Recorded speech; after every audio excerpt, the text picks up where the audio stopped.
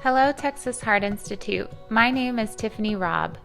It is a privilege to be here representing my Perfusion team and to be speaking amongst this special conference honoring women leading with the heart. Maya Angelou said it herself, "The desire to reach for the stars is ambitious. The desire to reach hearts is wise. We can accomplish so much together by empowering and motivating others." By way of a little professional background, I have accumulated 9 years of experience in pediatric perfusion, first at the Mayo Clinic in Minnesota, followed by Children's Hospital Los Angeles, and now at Dell Children's Medical Center in Austin, Texas. In this time, I have witnessed the palliative struggles that single ventricle patients endure and therefore wanted to share this case report on a novel method to safely de-air a heartwear system in a single ventricle patient by utilizing ECMO and a modified bypass circuit. As you may already know, single ventricle congenital heart disease is a rare, high-risk, complex cardiac disorder where one lower chamber or ventricle does not develop. Single ventricle defects often require staged reconstructive procedures, ultimately resulting in a Fontan circulation. This surgical palliation is meant to improve passive blood flow to the lungs while further offloading the systemic ventricle. Despite medical advancements, long-term complications and the potential developments of heart failure challenge the overall survivability of this patient population.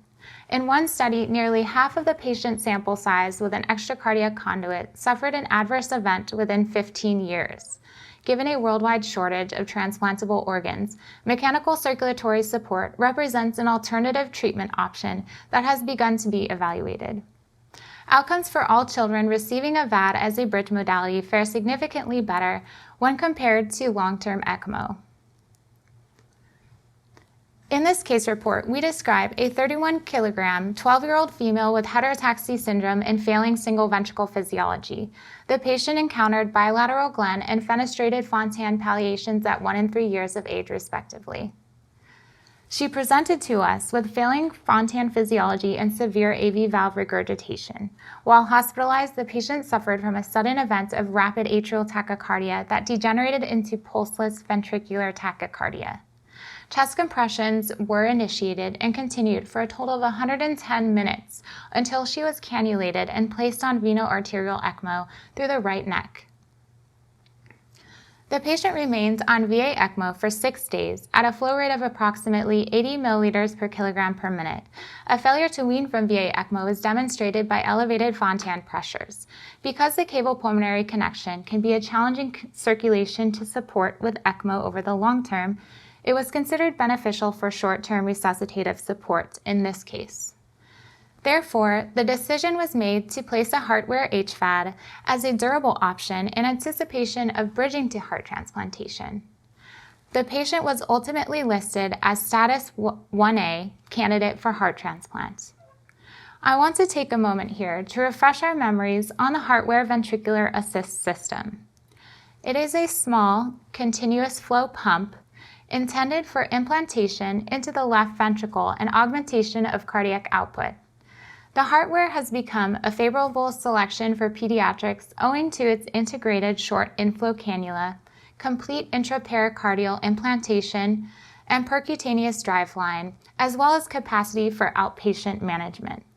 The first report of a successful long-term HVAD in a patient with Fontan circulation was published in 2014, with credit to Children's Hospital of Wisconsin. With the original plan to implant the heartwear on full bypass, an appropriately sized circuit was set up with a physiologic isoelectric blood prime. The patient was transported to the operating room on full ECMO support. Once in the chest, it became apparent from the patient's anatomy and reoperative adhesions that she would present a greater challenge for bypass cannulation. Therefore, the safer alternative was to implant the HVAD on ECMO with a modification of the bypass circuit to vent air from the heart in a controlled fashion.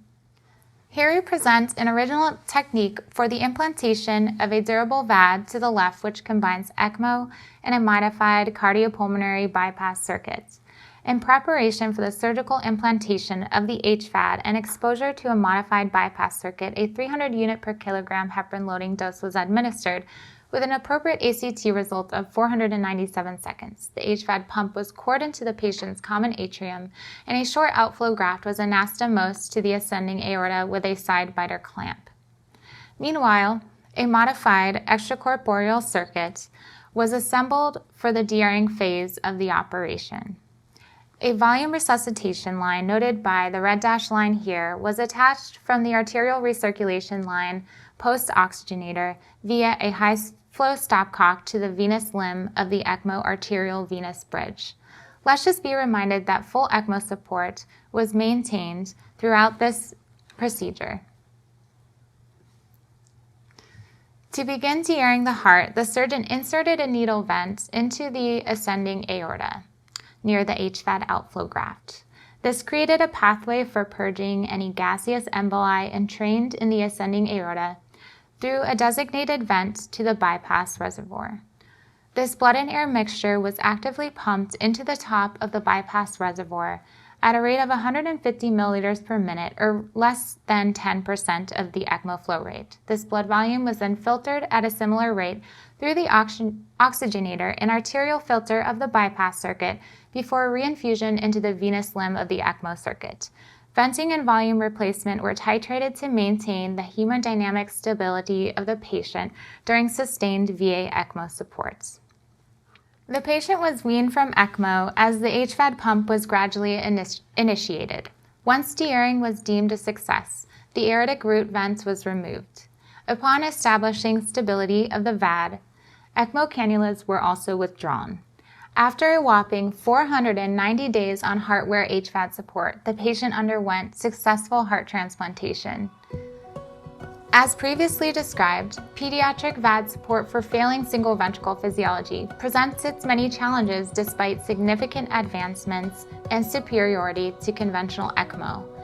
The purpose of this case report is to share a controlled method for venting the heart when transitioning between circulatory support devices in a complex patient with very few operative alternatives. Therefore, unveiling new techniques for clinical reference and the safe management of complex patients will facilitate the potential for improved outcomes and the likelihood of bridging to other therapies. Thank you very much for your time.